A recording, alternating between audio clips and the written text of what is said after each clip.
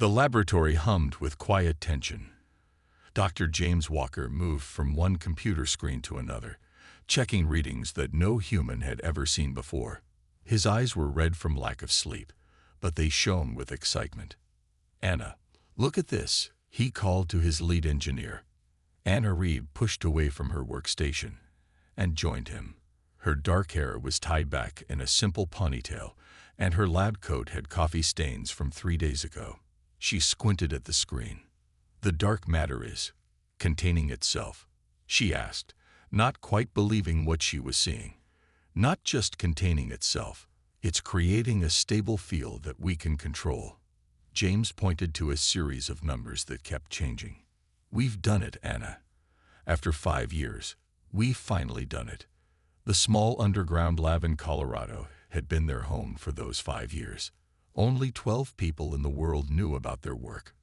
Dark matter, the mysterious substance that made up most of the universe but couldn't be seen or detected easily, was finally being harnessed.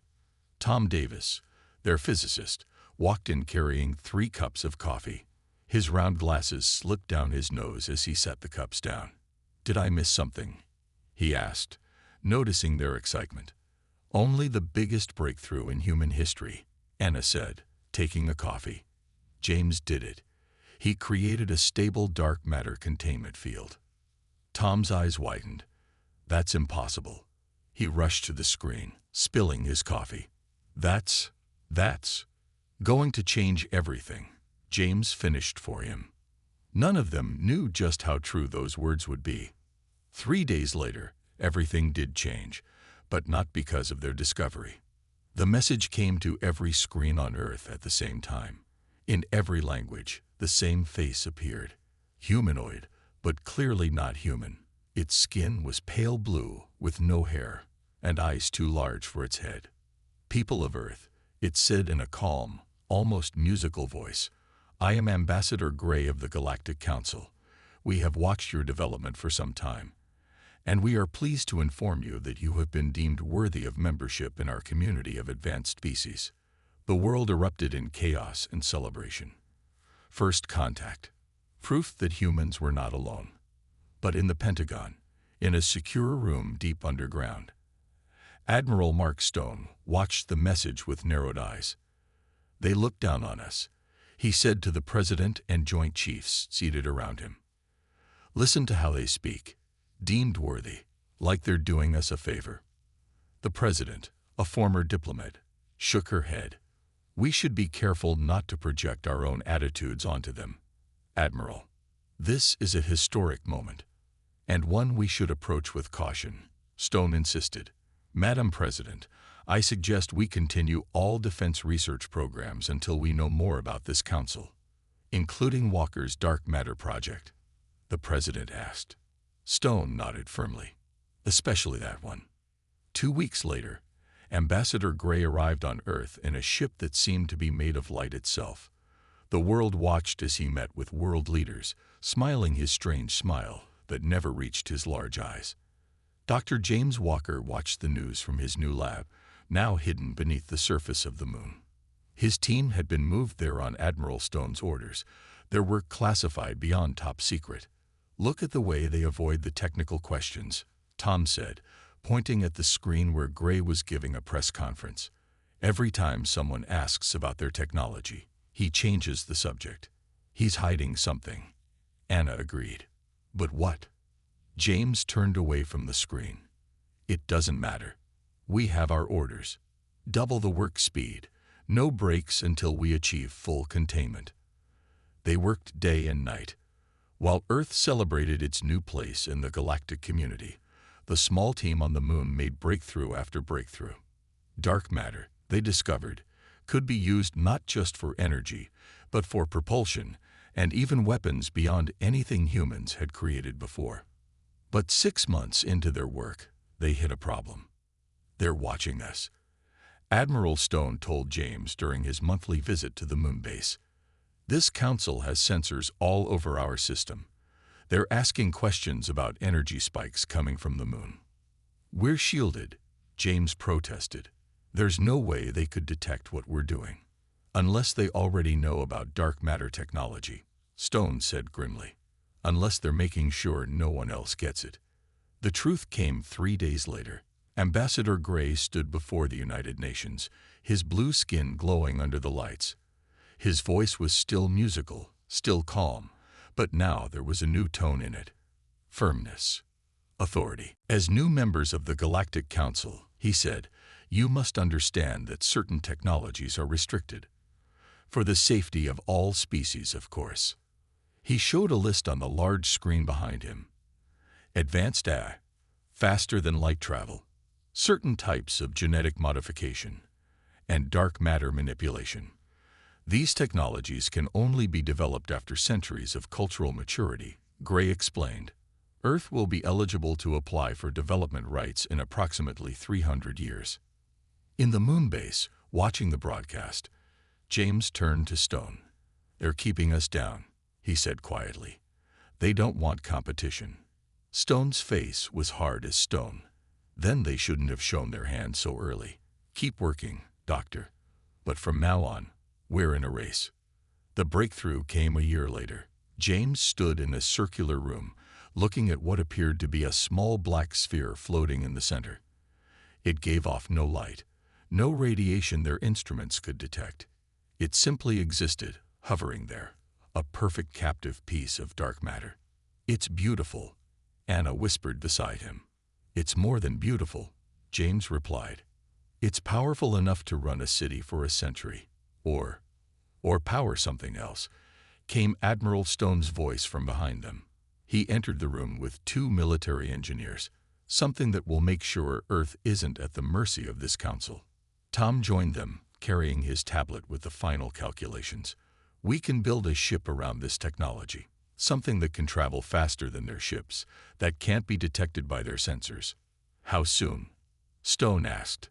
James looked at his team, then back at the floating sphere of darkness. With proper resources, 3 years. Stone nodded. You'll have everything you need. None of them noticed the small drone outside the base's viewport, watching with artificial eyes. In orbit above Earth, in the Council's embassy ship, Ambassador Gray received its transmission and frowned for the first time since arriving at this troublesome planet. The humans were clever. Too clever. And they were doing exactly what the Council had forbidden every emerging species from doing for the last 10,000 years. Gray sent a message back to the Council's homeworld. Earth might need special attention after all. But it was already too late.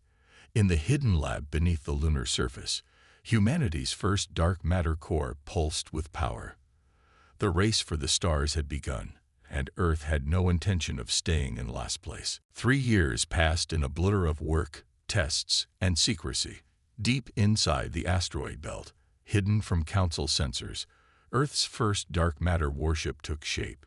Captain Lisa Hayes stood on the observation deck, looking at the finished ship. It hung in the great construction bay, a sleek black vessel that seemed to swallow light rather than reflect it. Only its faint blue engine glow hinted at the power within. The Nightshade, she said, tasting the name. She's beautiful. Admiral Stone stood beside her. Age had added more lines to his face, but his eyes remained sharp and determined. Beautiful and deadly, he said. The most advanced ship ever built by human hands. Lisa nodded. At 35, she was young for such a command, but she had been the top pilot in the secret space fleet for years. When Stone needed someone who could handle a ship unlike any other, her name was the first on his list. When do we leave? She asked. Tomorrow. Your crew is ready. Your mission is simple. Test the ship's capabilities beyond our solar system and return without being detected. Lisa turned to face him. And if we are detected? Stone's face hardened. Then we find out if our weapons work as well as our engines. The crew of the Nightshade gathered in the main briefing room. 20 men and women. The best Earth had to offer. Lisa looked at each face, memorizing them.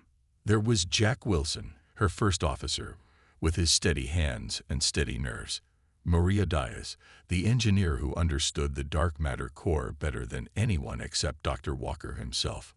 Robert Green, weapons officer, whose quiet voice hid a fierce loyalty to Earth. "You all know why we're here," Lisa began.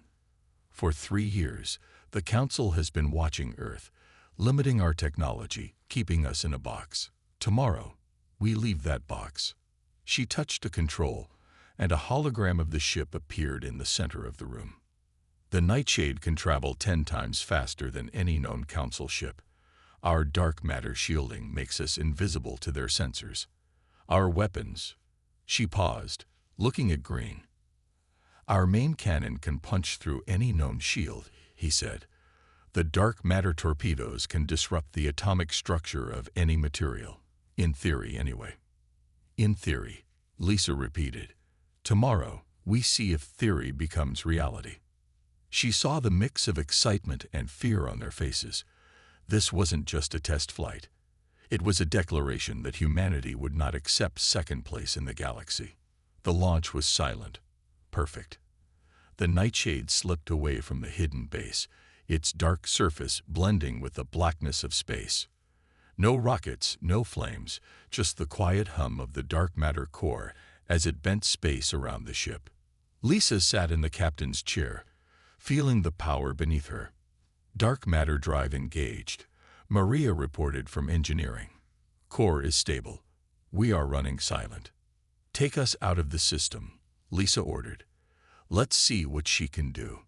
The stars blurred as the Nightshade accelerated. The solar system fell behind them.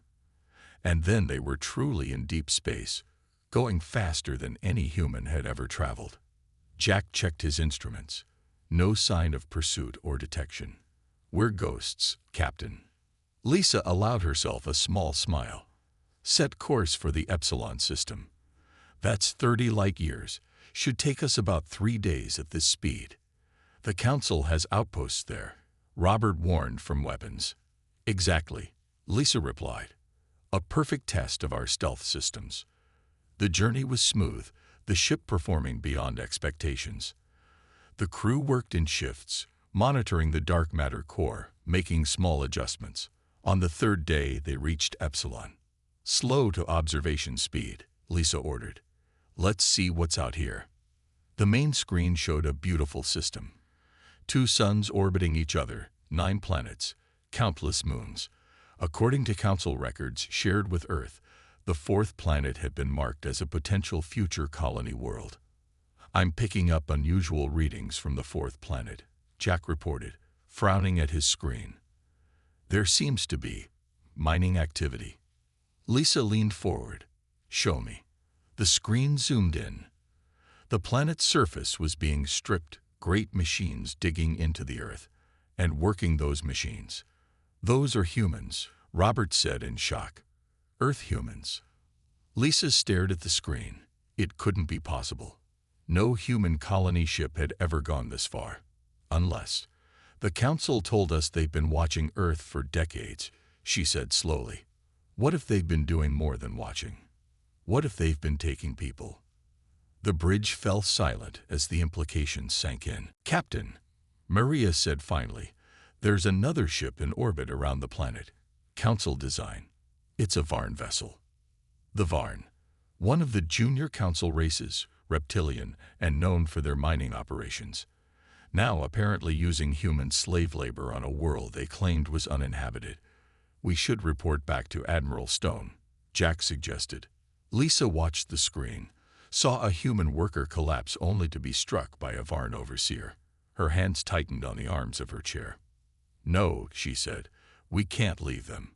Not now that we've seen this." "Captain, our orders." "Our orders were to test this ship's capabilities." Lisa cut him off. "I intend to do exactly that." She turned to Robert.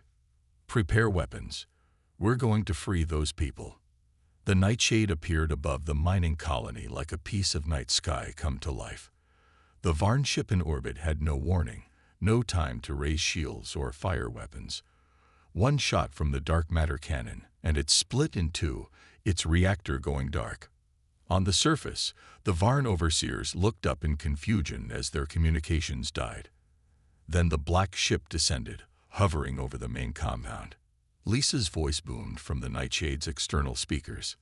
"This is Captain Hayes of Earth. You are holding humans against their will. Release them immediately, or we will free them by force." The Varn commander, a tall reptilian with yellow scales, stepped out of the main building. He looked up at the ship with disbelief. "Earth has no vessels this far from their system," he hissed into his communicator. "The Council forbids it." "We no longer recognize the Council's right to forbid anything," Lisa replied. "You have 1 minute to release your prisoners."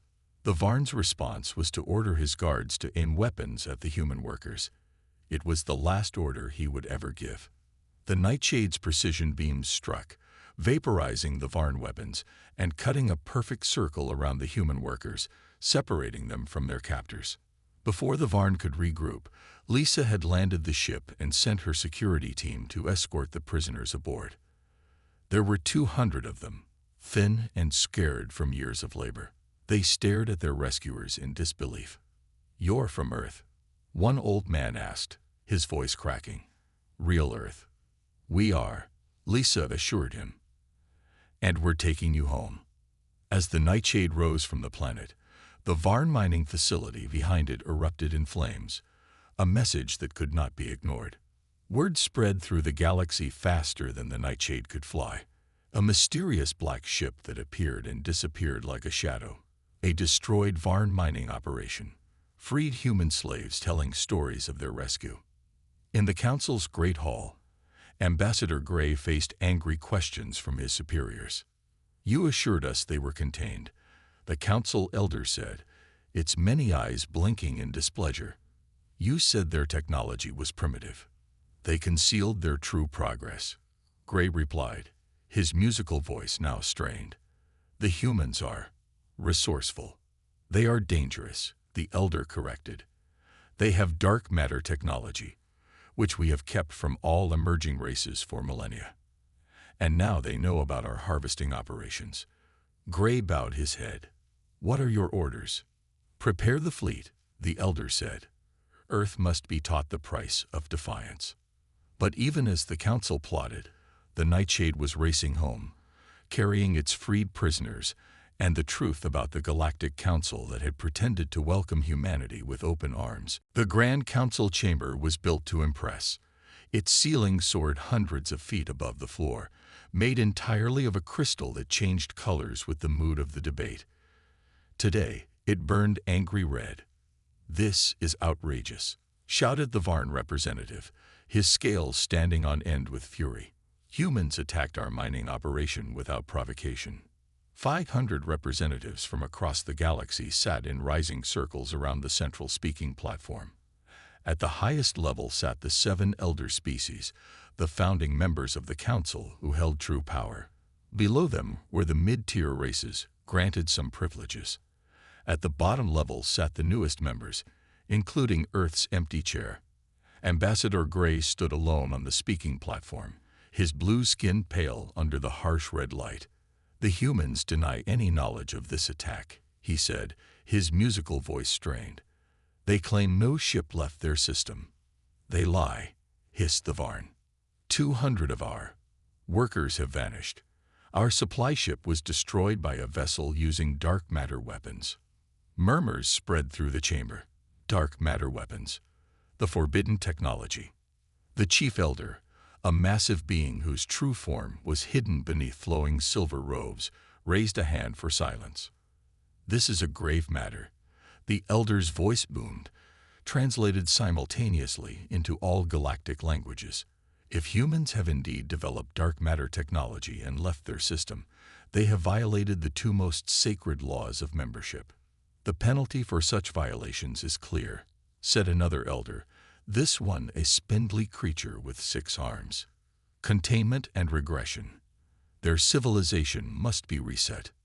More murmurs, some of agreement, some of concern. Reset meant orbital bombardment, the destruction of all technology, the reduction of a species to primitive survival. In the shadows of a maintenance tunnel that ran behind the chamber, Ben Miller pressed his body against the wall, listening through a hidden sensor. An intelligence officer from Earth's new space command, he had infiltrated the Council station 3 months ago, posing as a maintenance worker. His heart raced as he recorded the debate. This was worse than Admiral Stone had feared. The Council wasn't just restricting Earth's development. They were prepared to destroy human civilization if it advanced too quickly.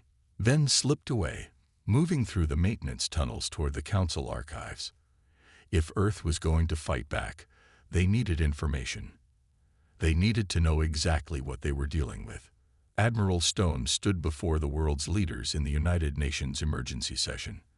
The chamber was silent as he finished presenting Captain Hayes' report and the images from Epsilon. "This is what the Galactic Council really is," he said, his voice hard. "Not a benevolent group of advanced species welcoming us to a peaceful galaxy. They are colonizers and enslavers who have been taking humans for decades, using them as labor on distant worlds." The Secretary General, a normally composed woman, looked shaken. "You have proof of this. 200 living witnesses now in our protection," Stone replied. "And this." He pressed a button, and a new image appeared on the giant screen behind him. A massive spacecraft, unlike anything humanity had built, emerging from a hidden base beneath the Pacific Ocean. "Council spies on Earth," Stone explained. "They've been here for at least 50 years, monitoring us, occasionally taking people for their colonies. Their ship was preparing to leave after we destroyed their mining operation." "Was?" the Chinese representative asked. Stone allowed himself a small, grim smile. "We used our prototype weapons to disable it. We now have Council prisoners and their technology for study." The chamber erupted in voices, some frightened, some angry, all demanding to know what this meant for Earth. Stone raised his hands for quiet. "There's more. Officer Miller has sent information from the Council's central station. They're planning to reset our civilization, orbital bombardment to destroy our technology and infrastructure." This time, the silence was absolute, heavy with fear. "But we're not defenseless," Stone continued. "For 3 years, we've been building in secret. Captain Hayes' mission was just the beginning." He pressed another button. The screen showed 5 black ships, each similar to the Nightshade but larger, more menacing. Our dark matter fleet. 5 warships, each capable of taking on multiple Council vessels, each able to appear anywhere in Council space without detection. "You built these without authorization?" the Russian president asked, his voice a mix of anger and admiration. "I built them to protect Earth," Stone replied simply. "And now we need them." Ben Miller moved through the central archive, his stolen access card opening doors that no human was meant to pass through. The Council's history was stored here, records going back thousands of years. He found what he was looking for in a secure terminal, files marked Species Management Protocols. His hands flew over the alien keyboard, copying data to his hidden device. What he found made his blood run cold. The Council wasn't just restricting Earth. It had been doing the same to dozens of species across the galaxy for millennia. Any race that showed too much promise, developed too quickly, was either restricted like Earth or reset if they resisted. And behind it all were the elder species, the first 5 spacefaring races who had formed the Council not for peace, but to ensure their eternal dominance. "I thought I might find you here," came a soft voice behind him. Ben spun around, hand reaching for his hidden weapon. A small alien stood in the doorway, not one of the blue-skinned species like Ambassador Gray, but a greenish creature with large, intelligent eyes. "I'm not here to stop you," the alien said, raising its 4-fingered hands. "I'm Nyx from Proxima Centauri. We were restricted 300 years ago." Ben kept his hand on his weapon. "What do you want?" "The same thing you do. The truth to be known." Nyx moved to the terminal. "You should also see these files, the harvest records. Your people aren't the only ones being taken for labor." Together, they downloaded more evidence of the Council's true nature. In the Council chamber, the debate had turned to action. The Chief Elder had just called for a vote on the Earth solution when the chamber's giant doors slid open. Admiral Stone walked in, flanked by Captain Hayes, and Dr. Walker. Behind them floated a small black sphere, a dark matter core. Gasps and shouts filled the room. Security forces moved forward, weapons raised. "Hold your fire," Stone called out, his voice carrying through the chamber. "Unless you want this dark matter core to destabilize and take this entire station with it." The security forces froze. The chief elder rose from its seat. "How dare you enter this chamber, human? You have no authority here." Stone smiled coldly. "I have the authority of 5 dark matter warships currently surrounding this station, each capable of reducing it to atoms. I suggest you listen to what we have to say." The crystal ceiling had shifted from red to a pulsing purple of confusion and fear. Stone stepped forward. "We know the truth about the Council. We know about the harvesting of our people. We know about your plans to reset Earth." He nodded to Hayes, who activated a projector. Around the chamber, images appeared, humans working in mines, Council ships taking people from remote areas, the secret base under the Pacific. But most importantly, Stone continued, "We know that the Council was never about peace or progress. It was about control. The elder species ensuring they remain dominant while keeping everyone else down." Angry shouts came from the highest tier, but from the middle and lower tiers, a different reaction spread. Whispers, glances, the beginning of questions. A representative from a mid-tier species stood. "Is this true? Have we been deliberately held back as well?" The chief elder's voice boomed. "Do not listen to these primitives. They seek to destroy our order." But it was too late. Ben Miller had entered the chamber from a side door, together with Nix and several other representatives from restricted species. They carried data devices, projecting more evidence throughout the chamber. "The real purpose of the Council," Ben announced, "has been to prevent any species from challenging the elders. Not for safety, not for peace, but for power." The chamber erupted into chaos. Mid-tier species shouting at the elders, restricted species finding their voices for the first time. In the midst of it all, Admiral Stone stood firm, the dark matter core floating beside him, symbol of the technology that humans had developed despite every effort to hold them back. The Galactic Council was fracturing before his eyes, the careful hierarchy of thousands of years crumbling in a single day, and Earth was at the center of the storm. 1 month after the Council chamber confrontation, Earth had become the center of a galaxy-wide rebellion. Admiral Stone stood at the window of the newly built Space Command headquarters, looking down at the ships gathered in Earth orbit. There were vessels of all shapes and sizes, the angular crystal ships of the LUM, whose bodies were partly made of the same material as their vessels.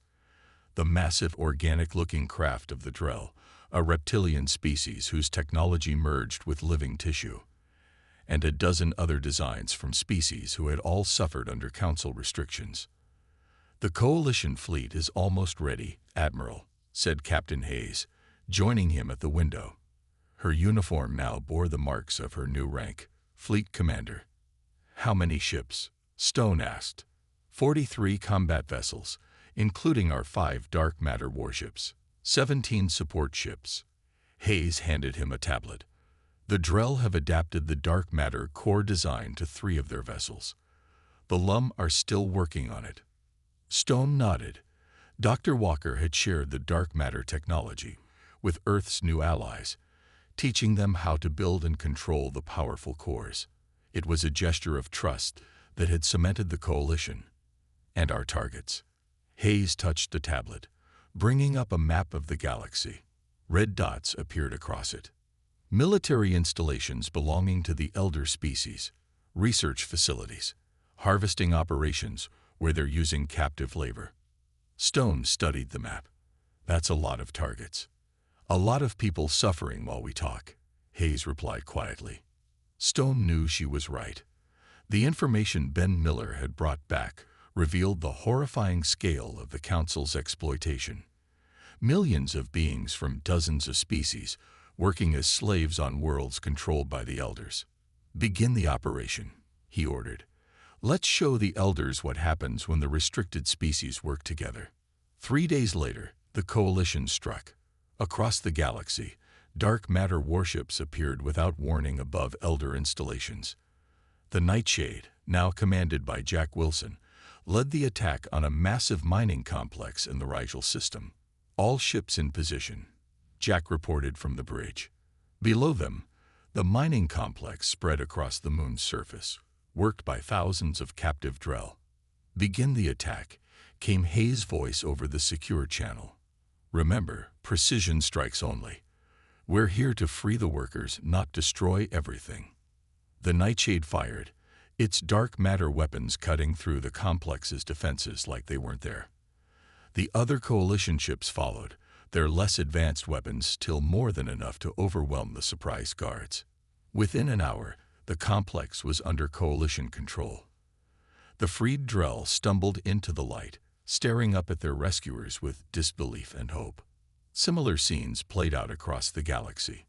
The Council's military had never prepared for an enemy that could appear anywhere without warning. One by one, their secret facilities fell. In the Council's emergency bunker, deep beneath their central station, the Elder species gathered. Their usual robes and dignity were gone, replaced by fear. "This is impossible," said the Chief Elder, watching reports of yet another facility lost. "How are they coordinating these attacks?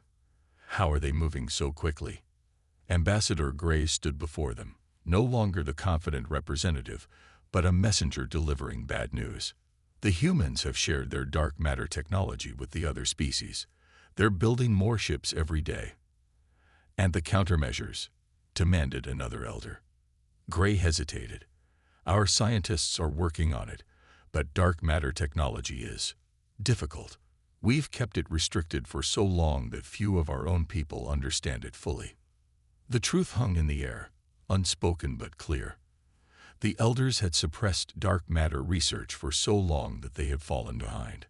The technology they had feared in others' hands had become their downfall. "We still have one option," said the third elder, its voice low and dangerous. "The core device." The chamber fell silent. The core device, the ultimate weapon, built millennia ago when the elders first seized control. It had never been used, its power too terrible even for them. "That would affect innocent worlds as well," Gray protested. "There are no innocent worlds anymore," the chief elder replied coldly. "They have all chosen their side. Prepare the device." Captain Hayes led the most important mission herself. While the coalition forces liberated slave worlds across the galaxy, she took the Nightshade to the Council's central archive with a special team. Ben Miller, Dr. Walker, and representatives from 3 coalition species. "Security is heavier than expected," Ben reported as they approached in stealth mode. "They've doubled the guard since I was last here." "They know how valuable the information is," Hayes replied. "And we need that information more than ever."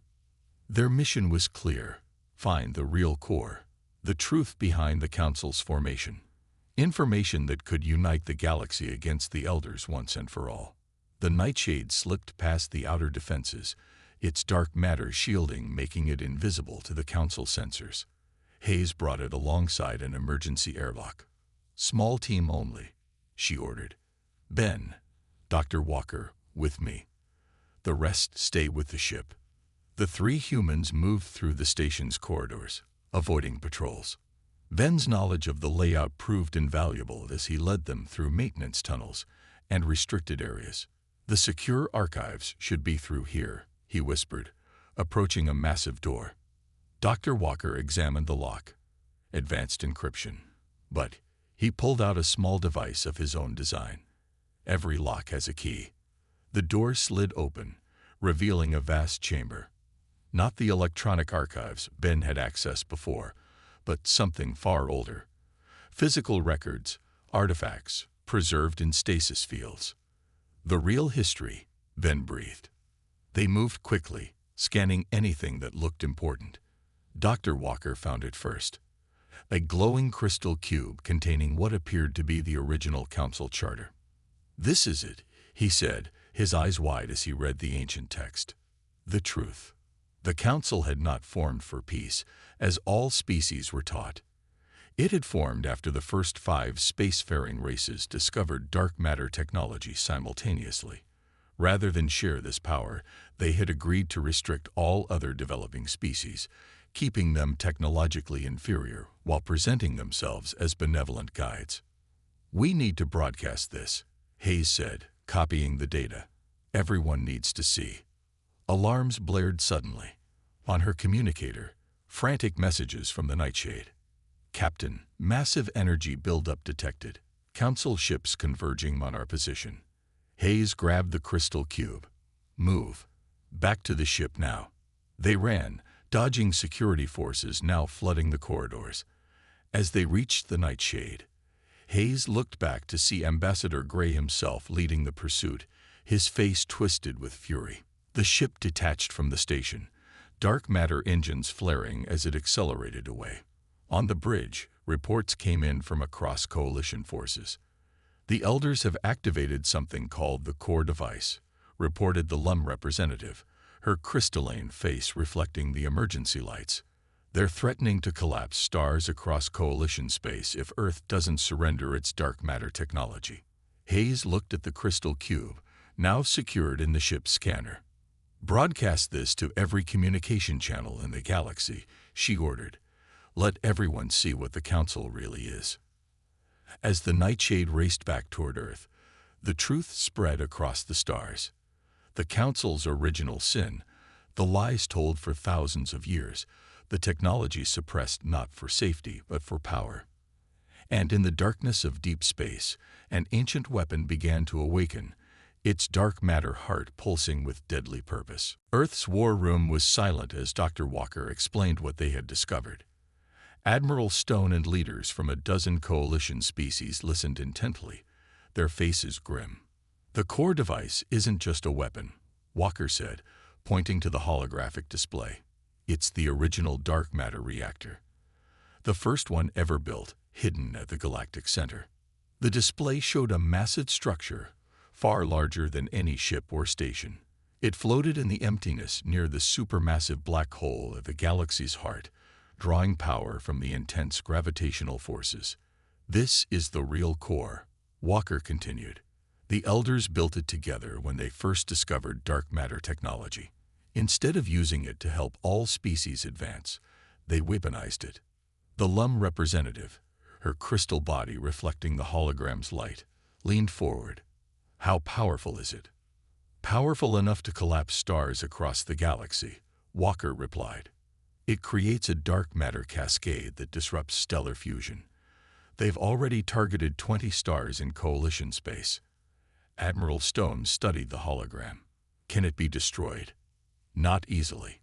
It's protected by the largest defense fleet the Council has, plus automated weapons platforms. And if damaged incorrectly, it could trigger an uncontrolled cascade that would affect many more stars." Captain Hayes, who had just returned from the archive mission, stood up. "Then we need to neutralize it, not destroy it." All eyes turned to her. "We have the original dark matter equations now," she explained. "Dr. Walker and I have been studying them. We believe we can create a controlled dark matter cascade that would render the core device harmless." "A controlled cascade has never been attempted," Walker warned. "It would require perfect timing, and someone would need to reach the central chamber of the core device to implement it." Stone looked around the room at the coalition representatives. "This affects all our worlds. Are we in agreement?" One by one, they nodded. The Drell commander, his scaled skin dark with determination, spoke for all of them. "We fight together or we die together." "Then let's plan our attack," Stone said. "We'll need every ship, every resource." As the meeting continued, Ben Miller stood quietly in the corner, watching. He had been the first to infiltrate the Council, the first to discover their true nature. Now he would be part of their downfall. He thought of his parents, who had disappeared when he was a child. The records he'd found in the Council archives confirmed what he had always suspected. They had been taken by Council harvesters, sent to work in mines on distant worlds. This fight was personal for him. For all of them. The Coalition fleet gathered at the edge of the galactic core region, hidden behind a dense nebula. 100 ships, the largest free fleet the galaxy had seen in millennia. At its center were Earth's 5 dark matter warships, now joined by 7 more built by their allies. On the bridge of the Nightshade, Hayes reviewed the final plan with her officers. "The attack happens in 3 waves," she explained. "First, the Drell heavy ships hit their outer defenses. Then, our combined dark matter fleet punches through to the installation itself. Finally, the strike team enters the core device." The strike team consisted of Dr. Walker, who understood the dark matter technology better than anyone, Ben Miller, who had studied the Council's security systems, and Hayes herself, who would command the operation. Once inside, Walker added, "We'll have 30 minutes to reach the central chamber and implement the cascade program before the core device completes its firing sequence. If we fail," asked Maria from engineering. 20 inhabited worlds die," Hayes said simply. "We won't fail." The order came from Admiral Stone. "Begin the operation." The drill ships moved first, massive organic vessels that absorbed enemy fire while delivering devastating blows to the outer defense platforms.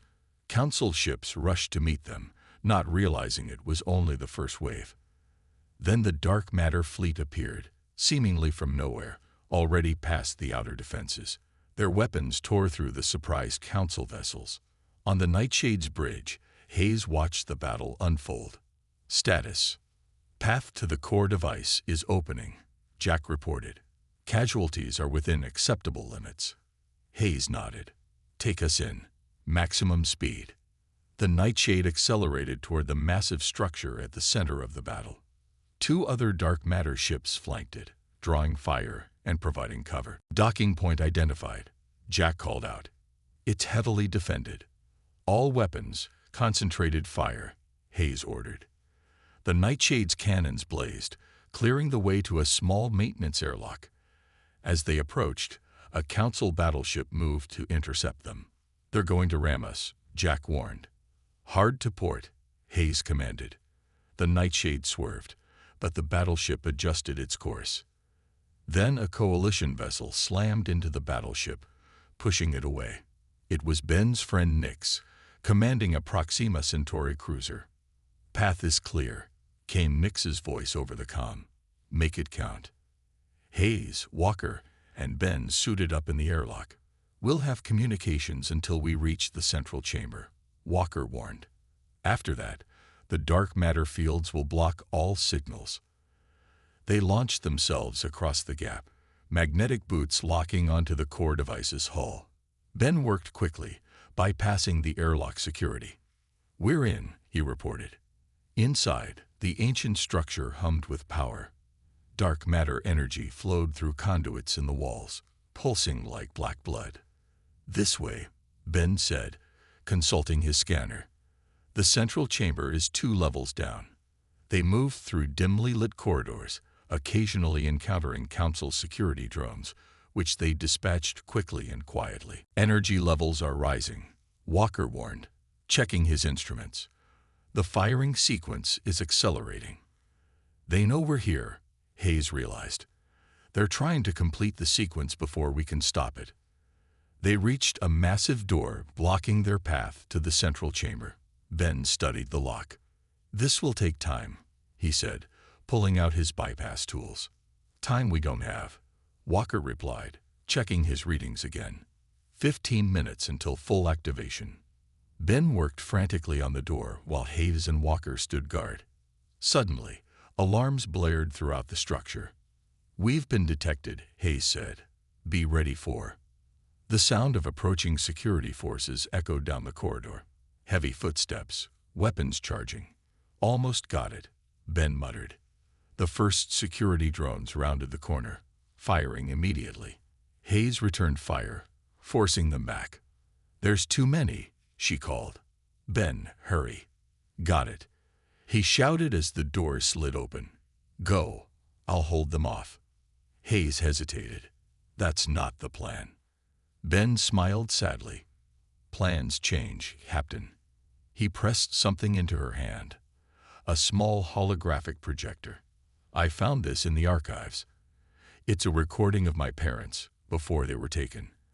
After this is over, make sure someone finds their colony. Before she could respond, he pushed her and Walker through the door, then sealed it from his side. "Ben," Hayes shouted, but it was too late. Through the small window in the door, she watched as he turned to face the approaching forces, weapons ready. "We need to move," Walker said gently. "His sacrifice won't matter if we fail." They raced toward the central chamber, the heart of the core device. What they found there was breathtaking. A perfect sphere of contained dark matter, larger than any they had seen before, floating in a vast circular room. "The original dark matter core," Walker whispered in awe. "The power source for their entire civilization." Hayes shook off her grief for Ben. "Can you neutralize it?" Walker approached the control panel surrounding the sphere. "I think so.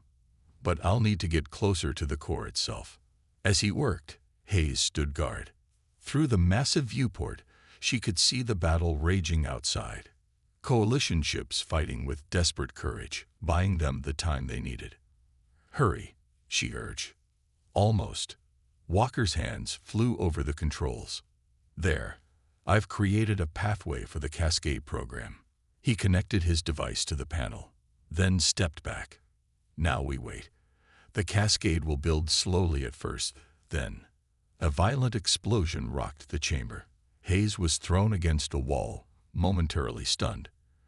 When her vision cleared, she saw Walker lying on the floor, blood seeping from a wound in his side. Ambassador Gray stood in a newly blasted doorway, holding an energy weapon. "Humans," he spat, his musical voice now harsh with hatred.